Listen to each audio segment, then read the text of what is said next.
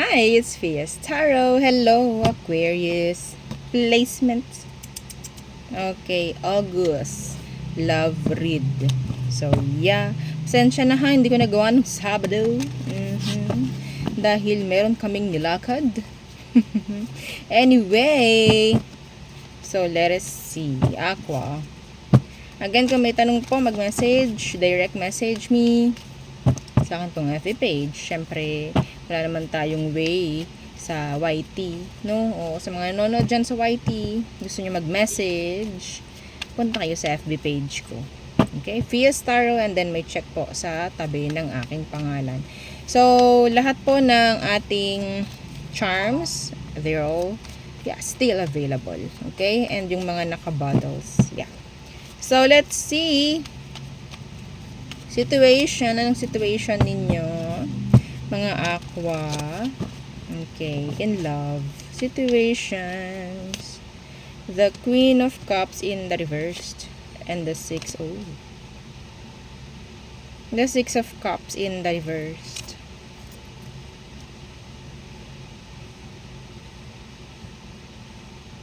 Meron ditong pagbe-blame. Meron ditong, self-blaming energy.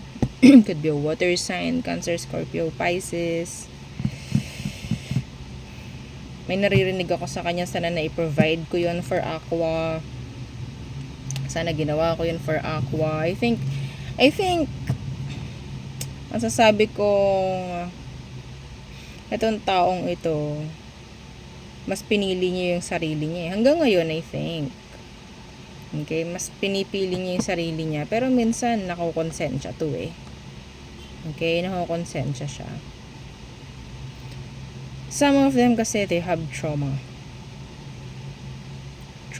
Past trauma. Takot siyang maiwan, takot siyang mawalan. May ganun siyang energy, so inuuna niya palagi sarili niya. Not for all, pero I think madalas kayong magkahiwalay ng taong to. Alis-balik. Okay, ano ba talagang emosyon ito for you? Ano ba talagang emosyon niya for you? The Five of Swords. Magulo. Hindi niya alam. Excuse me. Wheel of Fortune in reverse. So, lahat po ng ginagawa nito sa'yo, masasabi nating naapektuhan. Okay? Dahil yun nga, sabi ko kanina, mayroon tong mga drama, mayroon tong mga past trauma na hindi pa rin nakikita kung hindi pa rin nasa-settle or what, hindi pa healed. Okay? So, emotion niya for you, hindi niya alam. Magulo. Ace of Wands in reverse. Parang hindi niya nga alam kung ano ang dahilan niya, bakit siya nandito sa connection na to, kung bakit siya nandyan sa'yo. Hindi niya alam. Hindi niya po alam. Wala siyang alam. So, for me, nakikita ko na pwedeng nandyan siya dahil sa mga naibibigay mo sa benepisyo ng isang relasyon. Para mo itong kinakarga. Ganun yung pakaramdam niya. Emosyon pagdating sa'yo, magulo. They're sad. Nasa low frequency itong taong to, Aqua. So, anong next action niya? The King of Wands, to control you, to manipulate you. Pababain nito yung tingin mo sa sarili mo, mga ganyang bagay. This is so toxic, mga Aquarius. Two of Swords in reverse is too toxic. Sila lang dapat ang maririnig, sila lang dapat ang magsasalita. Sila ang batas dito. Parang ganun. Kahit mali. Okay?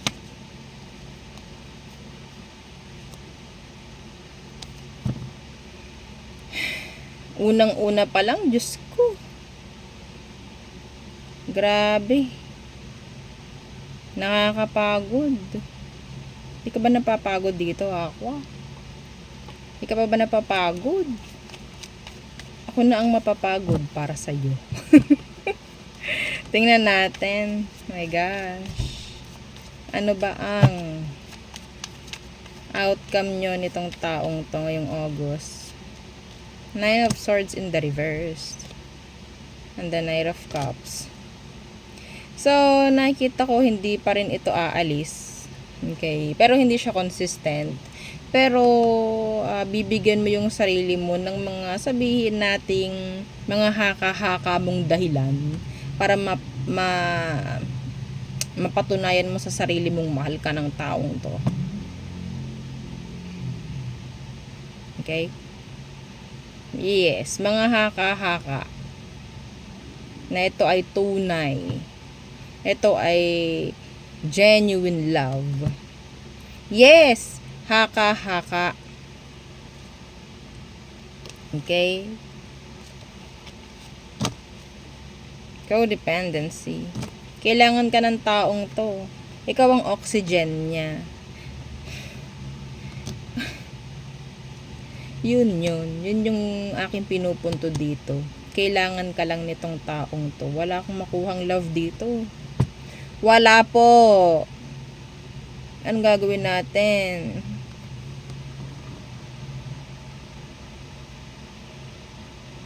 Ay, napakahirap nga ni. Oo. So, be careful. Be careful. So, medyo toxic yung nakita natin. So, Aqua, your ex, if you're still interested sa ex mo. So, again, yeah, think of your ex. Okay. Aquarius. Aqua, your ex, who is this? Para alam mong siya. Five of Coins in the reverse. Page of Uy, nagmakaawa siya. Hindi ko alam kung siya or ikaw. Pero may nagmakaawa dito.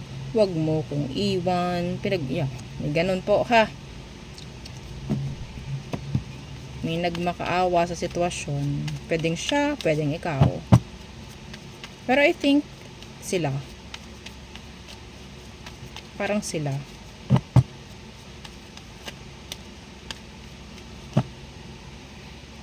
Meron itong utang na sorry sa'yo. Meron siyang utang na sorry. Pero parang hindi niya mapanindigan or hindi niya maipaliwanag talaga kung bakit siya nagsosorry. Hindi niya alam kung bakit siya nagsosorry. Anong dahilan?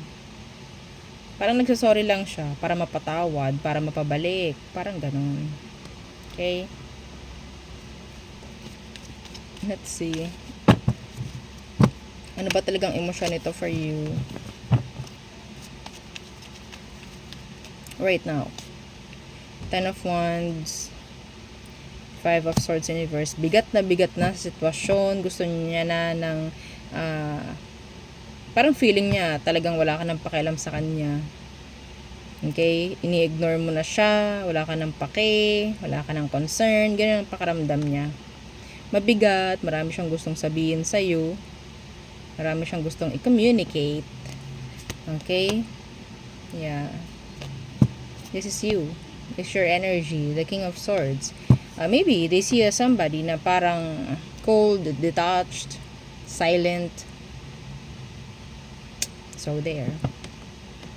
So nahirapan tong ex mo sa nangyayari sa inyo sa ngayon. Marami siyang gustong patunayan pa.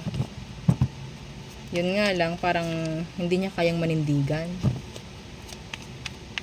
Hindi siya consistent. They're acting like a page. Consistent. Inconsistent, I mean. What is their next action? Four of Coins. To hold back. Nine of Swords. So, nandyan pa rin. Okay? Hindi ka pa rin ito ile-let go. Isip siya ng isip. Andun yung takot siya. Takot siyang bitawan ka nito. Or takot siyang bitawan ka niya. Wala siyang gagawin. Still, unfinished business. The Sun in reverse, they're sad. Pwede dumanas ng depression tong taong to, Aqua. So, kung makakatulong ka sa sitwasyon niya, makipag-usap ka, okay? Pero, hindi ko ina-advise na makipagbalikan ka. Okay? Kasi, kung ganito ang mangyari sa kanya, I don't know kung okay lang sa'yo yun. Kasi nakita natin, baka dumanas na ng depression, anxiety. Kasi marami siyang mga gustong sabihin na hindi niya masabi sa'yo. It's up to you. Madam, ayaw ko kausapin yan. Di wag. Diba? May free will naman tayo. Okay, so let's see. Anong outcome nyo this August? Anong outcome? Potential outcome? Justice. Forgiveness. 6 of Wands in reversed. So, I think merong mabibigyan ng katiwasayan. May 11-11 sa ating time. Katiwasayan. Mabibigyan ganyan. Mabibigyan kaayusan ang sistema. Ang sitwasyon. Okay? So, pero hindi ko nakikitang magbabalikan. Don't you worry. Hindi ko nakikitang magbabalikan to. Sa mga gusto makipagbalikan, well, it's up to you. Pero yung nakikita ko dito, this could be an advice na hindi mo kailangan makipagbalikan dito. Makipag-settle ka lang sa kung anong mga kailangan i-settle. Kasi, it may help. Okay? Ikaw at siya. Matutulungan ng pag-uusap na mangyayari. Or pwedeng mangyari. Okay? So, there. So, tayo tumungo na sa all signs. Aries through Pisces. For you, Aqua. Okay. Again, don't forget to like, share, and subscribe po. Thank you. Let us see.